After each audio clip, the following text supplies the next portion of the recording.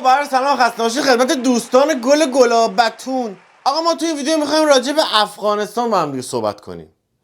راجع به تاریخ افغانستان اول صحبت ریزی میکنیم، بعد راجع به قضیه مهاجرا با هم دیگه صحبت میکنیم و اثراتی که اتفاقاتی که واسه افغانستان افتاده روی ایران گذاشته. توی این ویدیو من سعی میکنم شما اطلاعات جامعی رو نسبت به افغانستان پیدا کنین و در آخر دلیل این همه مهاجر و وضعیت افغانستان رو یه دید بهتری نسبت بهش داشته باشیم و بدونیم این حجم از مهاجرت تأثیری بر ایران گذاشته شد و دلیل پس فرستاده شدن تعداد زیادی مهاجر افغان به افغانستان چی هست.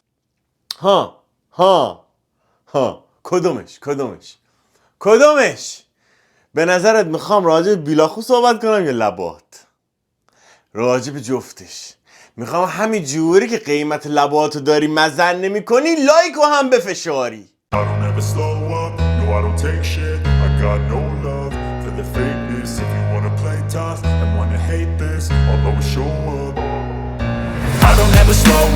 no I don't take shit. I got no love for the fakeness. If you wanna play tough and wanna hate this, I'll always show up and make a statement. خیلی هاتون براتون سوال پیش اومد که اما وفا چرا برامون تنگ تاپ میپوشی آستین حلقه ها؟ چون زورم میرسه ها. اینجا من اتوریتی دارم، حاکمیت مطلق، فول دیکتاتورشیپ. کانال خودمونه ها. اصلا میخوام با بازوبند بیام سری بعدی. اول بریم یه نگاهی به تاریخ افغانستان، تاریخ معاصرش بندازیم. نمیخوایم بریم زمان او، نه همین تاریخ اخیرا. تا سال 1973 افغانستان پادشاهی مشروطه بوده به رهبری محمد ظاهر شاه. 1973 محمد داوود خان چیکار میکنه بابا؟ کودتا میکنه این اسمولایمو میدبره جمهوری برپا میکنه. تو سال 1978 دوباره از سر یه کودتای دیگه میشه، این سری توسط حزب دموکراتیک خلق، کمونیستا. بوی از دست ای چپا. یعنی خیلی از اتفاقایی که الان داره تو کشورهای خاورمیانه میفته دلیل اصلیش و اتفاق افتادنش همین چپا بودن. همین افغانستان این چپا بیروز انداختن. ایران شاه دلیلی که همه سختگیری میکرد، چنانم ساواک رو میگرفت و فضای سیاسی بسته بود، بیشترش به خاطر چپا بود. اینا اومدن یه کودتای دیگه کنارش گذاشتن، انقلاب و حکومت کمونیستی برپا شد تو کجا؟ افغانستان. حکومت دچار چالش‌های زیادی شد. مجاهدا و گروه‌های مختلفی که توی اون منطقه بودن شروع کردن واسه حکومت اصلی چالش برانگیختن. تو سال 1979 شوروی واسه حمایت از این دولت کمونیستی افغانستان وارد افغانستان شد که حکومت رو نذاره از بین بره. اینجا بود ورود شوروی به افغانستان. کی می جنگید با اینا؟ مجاهدین. ساپورتش پاکستان، عربستان، آمریکا، اینا همه مجاهدین رو ساپورت میکردن و حتی چین. حالا مجاهدین شخصیت اصلیش کی بود؟ احمد شاه مسعود، شیر دره پنجشیر. اینا الان دوباره یه سری پازل‌های مختلفه میخوام برات بیچونم کنار هم، اطلاعات طبقه بندی بشه. اینجا اسمولایم وارد بازی میشه. اینجا اولین بازه زمانی بود که تعداد زیادی مهاجر افغان از افغانستان وارد ایران و کشورهای دیگه، ولی بیشتر ایران شدن به دلیل زبان فارسی. 1989 شوروی کشید عقب، تو گلگیر کرد افغانستان. همونجور که اسکندر مقدونی میگفت قبرستان امپراتوریاس افغانستان. یعنی از همون موقع اینجا استراگل داشتن، از زمان آسد اسکندر. خب جونم برای چیشوی ناز ملوست بگه که شوروی کشید عقب، دست تکوند اومد بیرون. ولی جنگ داخلی افغانستان هنوز ادامه داشت. شیر دره پنجشیر با این حکومت کمونیستی و سرانجام تو سال 1992 دولت کمونیستی از بین رفت. ولی این مجاهدین عزیز سر قدرت با همدیگه جنگیدن. یعنی جوری نشدن که یه انسجام کلی داشته باشن، سر قدرت با همدیگه جنگیدن. تو این بزن تو سال 1994 طالبان از جنوب سر برکشید و تا 1996 در عرض 2 سال 1994 اومد و تا سال 1996 کابل رو گرفت و امارت اسلامی رو برپا کرد. اینجا بود که این گروه های تندرو مذهبی اومدن اجرای شریعت اجرای سختگیرانه احکام دین، چه میدونم زنها حق کاری نداشتن و اصلا وضعیت خیلی وحشتناک بود. دوباره یه موج دیگه از مهاجرا رفت ایران. یعنی هر اتفاقی میافتاد تعداد زیادی مهاجر میرفت سمت ایران و فقط این زنان نبودن، حتی اقلیت‌ها مثل هزارها شیعه اونا هم مورد سرکوب و قتل عام قرار گرفتن. یعنی تو سال 1998 او کشتار مزار شریف 9 تا دیپلمات ایرانی کشته شد و از همونجا این شکاف صورت گرفت و تا سال 2001 بیش از 80% افغانستان و طالبان تحت حمایت و کنترل خودش قرار داد. حالا مجاهدین بیشتر از سمت عربستان و پاکستان و اینا حمایت می شدن، ولی طالبان میشه گفت نیروهای بومی بودن، یعنی از خود مردم اون منطقه بودن. پس از حمله 11 سپتامبر آمریکا به دلیل خطرات ملی که آمریکا واسه منافع ملی خودش متوجه شد، اومد تو افغانستان که طالبان رو نابود کنه، چون که داشت واقعا واسهش خطرناک میشد. آمریکا وارد افغانستان شد.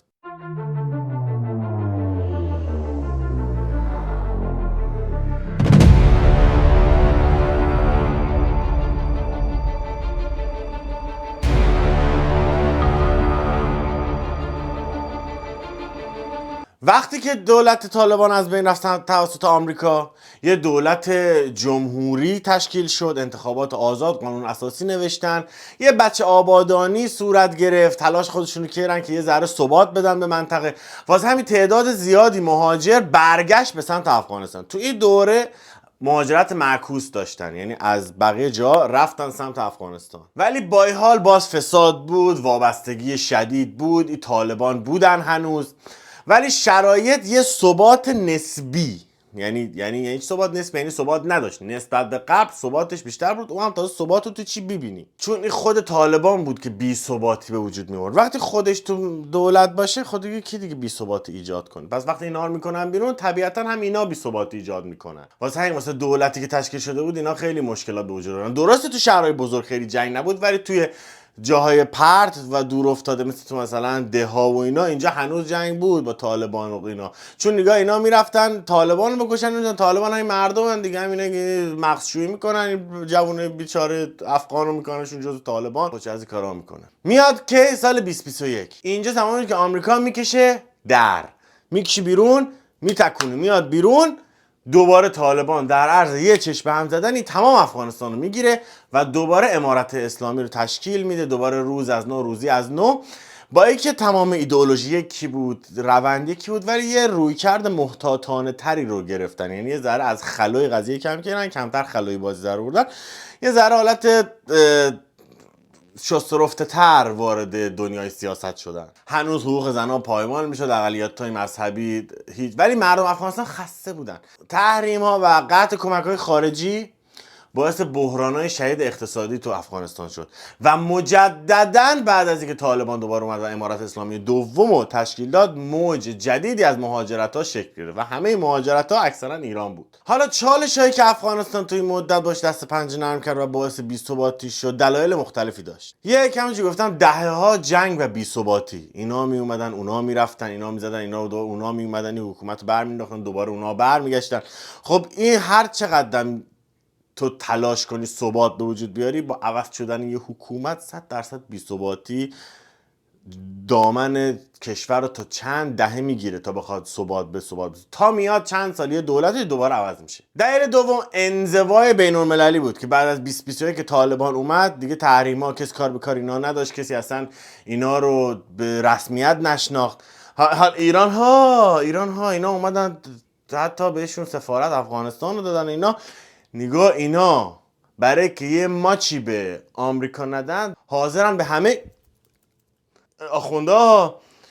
درسته اونا سنی ضد اینا، این همه دیپلمات ایرانی که حقابه هیرمند و نمیدونم فلان میذارن، فقط برای که دوتاشون به آمریکا بدن، اینا خیلی با اینا رابطه خوبی برقرار میکنن. کلا جامعه جهانی طالبان رو به رسمیت نشناخت به دلیل نقض حقوق بشر، نقض حقوق زنان و دلایل خیلی زیادی که واقعا گفتن نداره، چیز آویسه. چون خیلی با آخوندان نزدیکن، یا آخوندها فرق میکنه قضیهشون. 3. بحران اقتصادی. بعد از 2021 ترکیبی از خشکسالی و کووید و از بیرون رفتن سرمایه ها و این همه مخا رفته بودن بیرون، یه مش همین طالبانی مونده بودن و حتی سازمان ملل اواخر 2021 هشدار داد که تا چند ماه دیگه اگه همینجوری پیش بره 97% مردم افغانستان زیر خط فقر خواهند بود و یه فاجعه است، یه فاجعه. طی این تاریخی که من از افغانستان واسه شما گفتم، همینجوری که بهتون گفتم تعداد زیادی مهاجر توی هر برهه زمانی اتفاق بعدی که میافتاد به سمت ایران سرازیر میشد. خب طبیعتا ایران گنجایش داره تا یه حدی که بتونه مهاجرای زیادی رو بپذیره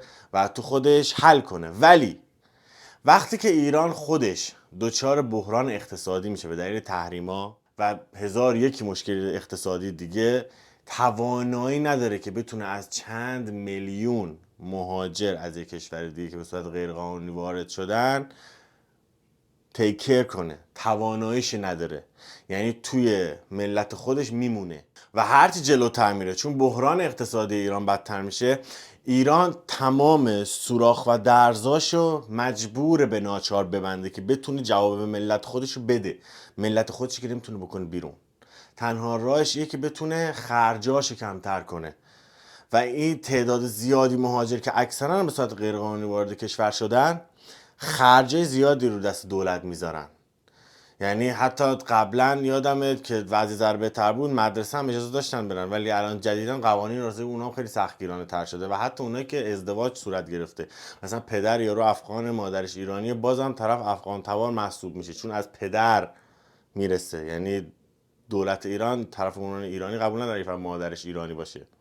واسه همین خیلی شرایط پیچیده است که دیگه دولت تو این سالهای اخیر که خیلی علاوه اقتصادی روش فشار اومده، خیلی به پس فرستادن مهاجرا رو روش سختگیرانه تر داره عمل میکنه. تو سال 2022 دوربر 500,000 نفر از مهاجرای افغان برگردونده شدن به افغانستان که تا سال 2023 عدد به 650,000 نفر رسید. تو نیمه اول 2024 750,000 نفر و گفت تا آخر 2025 میخواد 2 میلیون دیگر رو هم اخراج کنه از ایران و اصلی ترین دلیلش هم دلایل اقتصادی و امنیتیه، به خصوص توی جنگ 12 روزه که خیلی از این اتفاقا رو میگفتن توسط مهاجرای افغان اتفاق افتاد تو ایران. کسایی که واسه موساد کار میکنن این کلیمیه که میکنن و یکی از دلایلیه که تشدید کرده این عملو.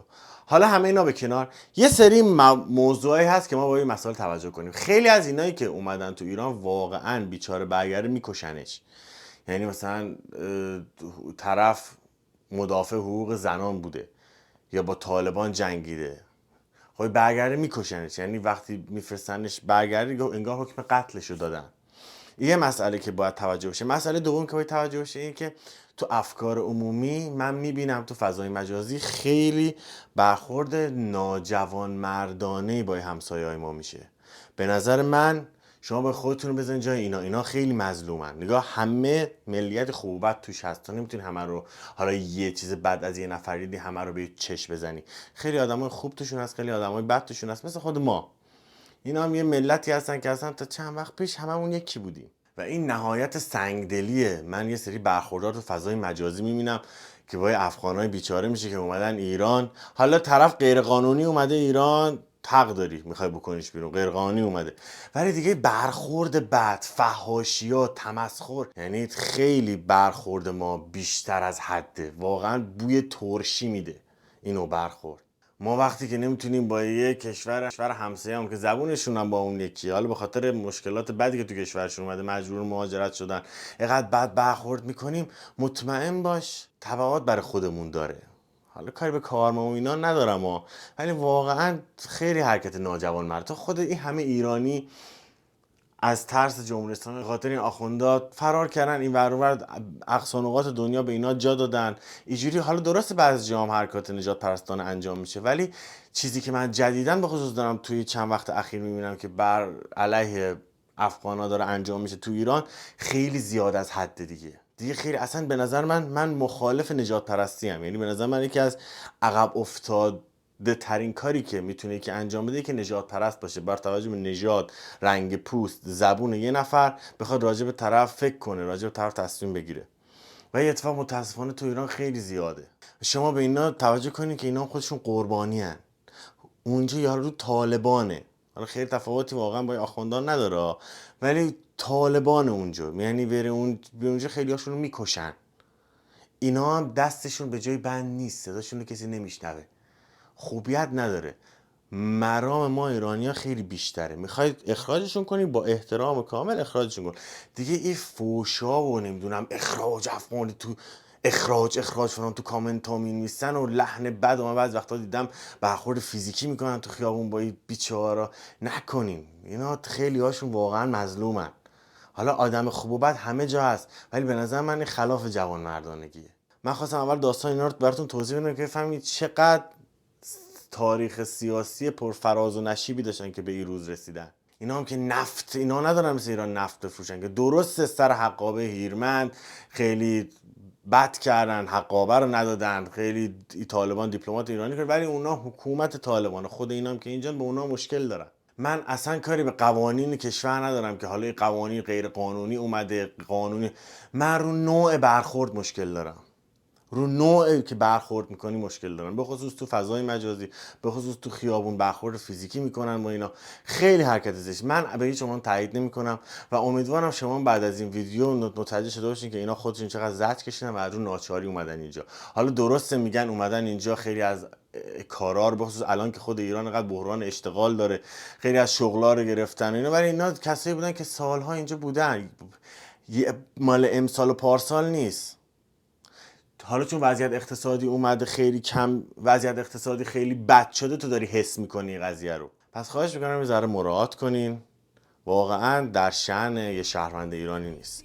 قربون چشم مهربونتون برم. امیدوارم که تونسته باشم یه دید سطحی بهتون بدم از اتفاقات افغانستان به دلیل مهاجرتشون به سمت ایران، که یه دید بازتری نسبت به مسائل داشته باشیم. قربون چشم مهربونتون برم تا ویدیوهای دیگر. بدرود. I don't really care what you think of me, respect